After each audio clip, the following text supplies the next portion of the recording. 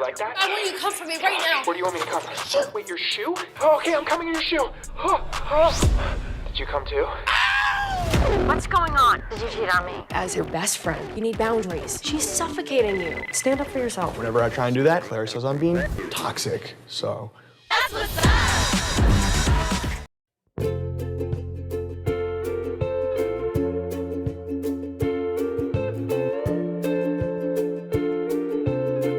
Yeah, I think we worked really hard from a script level to make sure we were integrating enough heart with enough hard comedy. And I think leaning on our B story and our supporting characters, especially Caleb Heron bringing Palmer to life, to really anchor some heart in the antics that Kieran and Nico as Ben and Jamie are going through. Yeah, I think we wanted to make the journey feel both like you're emotionally invested in it while consistently laughing.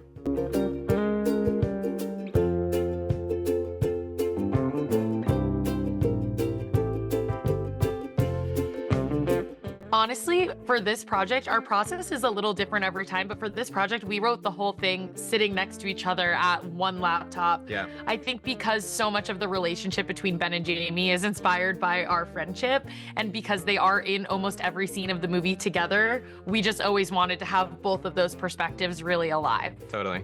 And obviously, like, we bring different things to the table. Writing this story, Jordan and I both did a lot of like excavating of our college experiences and past relationships and all of this stuff to really bring two people's experiences to merge into one great story. And I think exaggerating our own character flaws a little bit. Yes, I think definitely. sometimes can be too harsh and Dan can be too nice. Passive, yeah. And we definitely use that as inspiration for some of the times that our main characters butt heads in the movie. Yeah.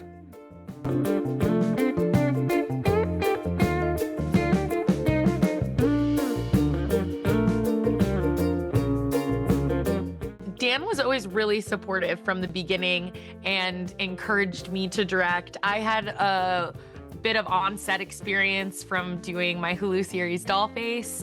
And yeah, I mean, just truly Dan was with me every step of the way. He produced the movie as well and was, sitting by my side. And it was really helpful, I think, to be a good director. You have to have a good team, and it's really about delegating and empowering those around you to take a really active role. So I leaned on Dan a ton, and it made my first time directing feel really safe and fun that I had my best friend by my side.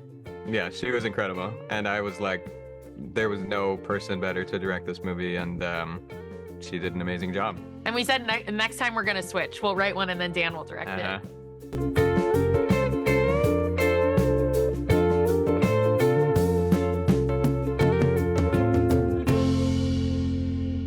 We went on a long road trip in 2019 and just kind of got to talking a lot about college and like early relationships. And through that conversation, it just kind of like, I think we realized that there was a really rich vein that, these early relationships and college were very connected, and it just kind of organically grew out of that. Just sort of the way your whole love life as an adult is sort of born from that first love, that first breakup, that first romantic experience is so formative for a lot of people.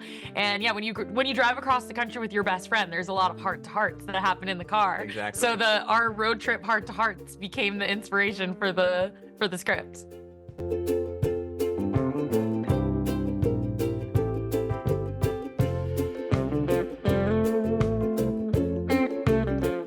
Yeah, 100%. I think that people always change and evolve our whole lives.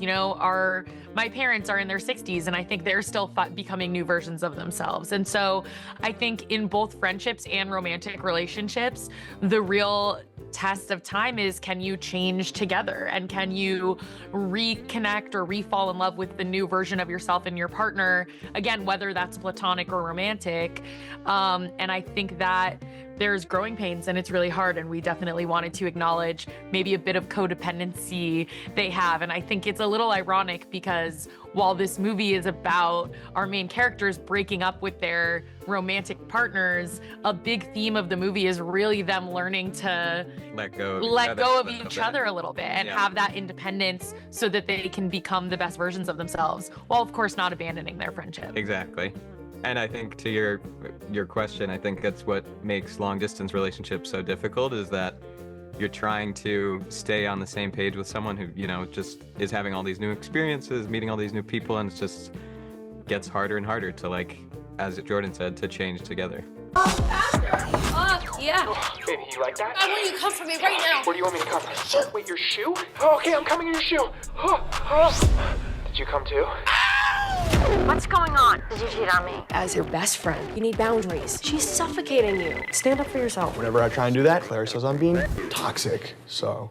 That's what's up.